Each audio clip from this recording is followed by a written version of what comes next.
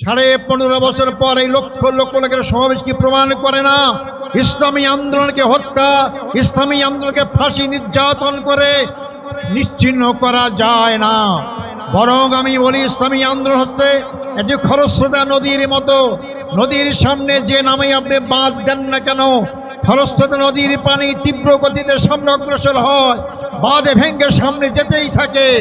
আমাদের সামনে নেতাদের হত্যা করে হোক, 71-এ বয়ান করে হোক, যে নামে আমাদেরকে বাঁধ দিয়ে আমাদেরকে আটকাবার ব্যবস্থা করা হয়েছিল, কোন শক্তি সেই বাঁধে আমাকে আটকাতে পারে নাই।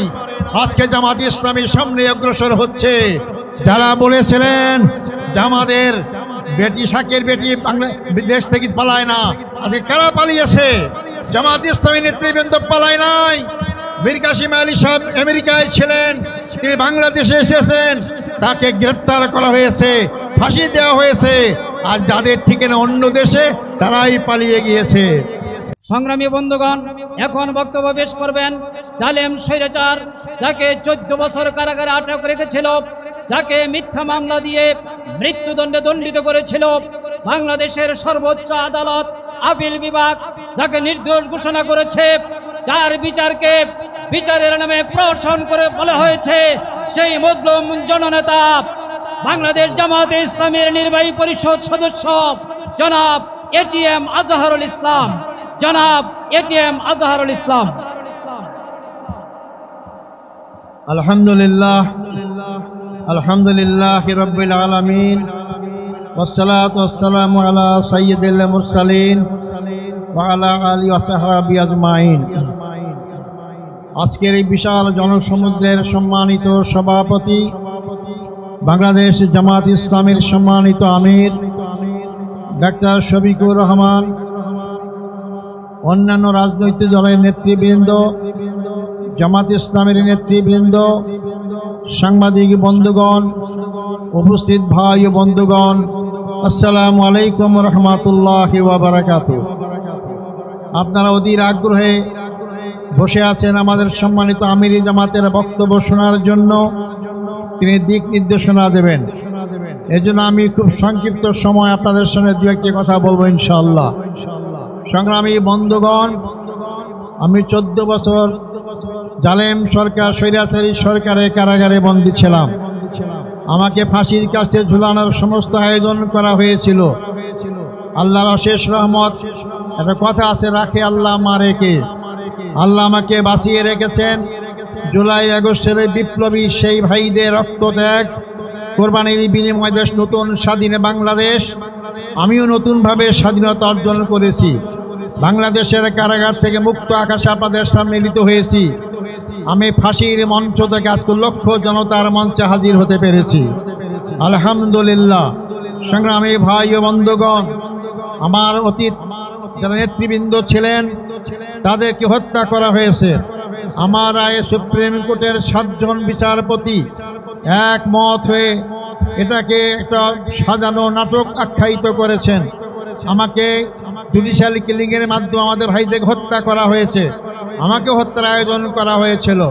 আমি আজকের এই বিশাল জনসমুদ্রের মধ্য দিয়ে সরকারের কাছে জোর দাবি জানাতে চাই, আমাদের যে 10 জন ভাইকে কারাগারে শহীদ করা হয়েছে, 5 জন সরাসরি ফাঁসির মঞ্চে ঝুলিয়ে, 5 জনকে বিনা চিকিৎসায় কারাগারে হত্যা করা হয়েছে। এই হত্যাকাণ্ডের সঙ্গে যারা যেখানে যেভাবে যতটুকু জড়িত, তাদেরকে আইনের আওতায় নিয়ে আসতে হবে এবং তাদের শাস্তির বিধান করতে হবে। সেই সমস্ত পরিবারের সদস্যদেরকে ক্ষতিপূরণ দিতে হবে। আমি সেই দাবি আপনাদের সামনে আবার এই সরকারের কাছে জোর দাবি করছি। সংগ্রামী ভাই বন্ধুগণ, তাদের কি অপরাধ ছিল? তারা বাংলাদেশ ইসলামী হুকুমত কায়েম করে আন্দোলন করছিলেন। তারা বাংলাদেশে আধিপত্য শক্তির হাত থেকে বাংলাদেশকে রক্ষার আন্দোলন করেছিলেন।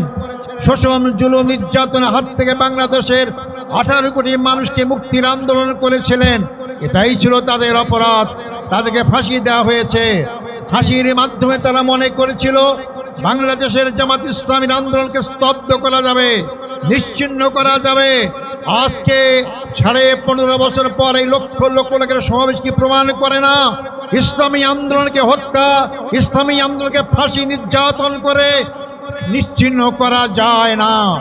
বরং আমি বলি ইসলামী আন্দোলন হচ্ছে এটি খরস্রোতা নদীর মতো। নদীর সামনে যে নামে আপনি বাঁধ দেন না কেন, খরস্রোতা নদীর পানি তীব্র গতিতে সামনে অগ্রসর হয়, বাঁধে ভেঙ্গে সামনে যেতেই থাকে।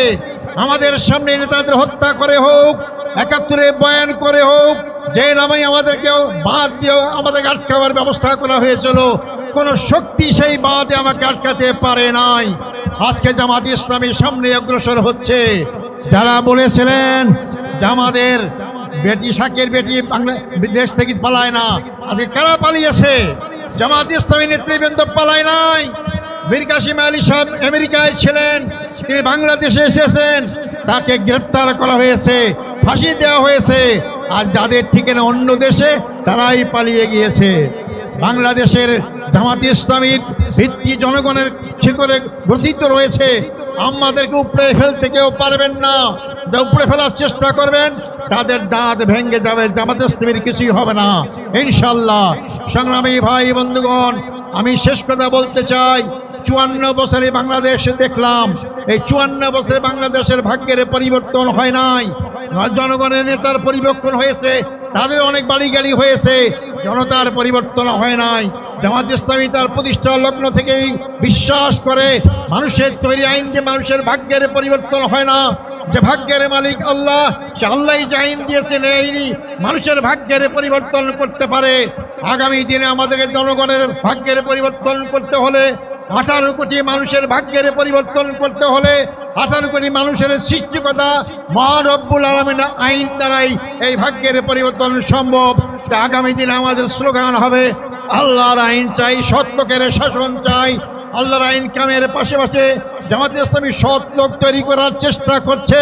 2 মন্ত্রী প্রমাণ করেছে, তাদের বিগত 5 বছরের শাসনে একটি পয়সা দুর্নীতির প্রমাণ কেউ পেশ করতে পারে নাই। এই জাতীয় লোকরাই যদি আগামী দিনে নির্বাচনে জয়লাভ করে ক্ষমতায় যায় আর সংসদে আল্লাহর আইন পাশ করে, তাহলে অবশ্যই বাংলাদেশে 18 কোটি মানুষের ভাগ্যের পরিবর্তন হবে। সংগ্রামী ভাই বন্ধুগণ, শেষ কথা হচ্ছে, বাংলাদেশ জামাত ইসলামী প্রচলিত অর্থে কোনো রাজনৈতিক দল নয়। মনে রাখবেন, বাংলাদেশ জামাত ইসলামী প্রচলিত অর্থে কোনো ধর্মীয় দল নয়। বাংলাদেশ জামাত ইসলামী পূর্ণাঙ্গ ইসলামী আন্দোলন। ইসলামের বাইরে আমাদের কোনো সম্পর্ক নেই। মানবিক সমাজ গঠন করতে চাই। মানব রচিত আইন দিয়ে মানবিক সমাজ গঠন হবে না। মানুষ মানুষের পক্ষে বিপক্ষে আইন তৈরি করতে পারে। আল্লাহর আইন সবার পক্ষে, জনগণের পক্ষে, তার সৃষ্টি কর্তা মানুষের পক্ষে।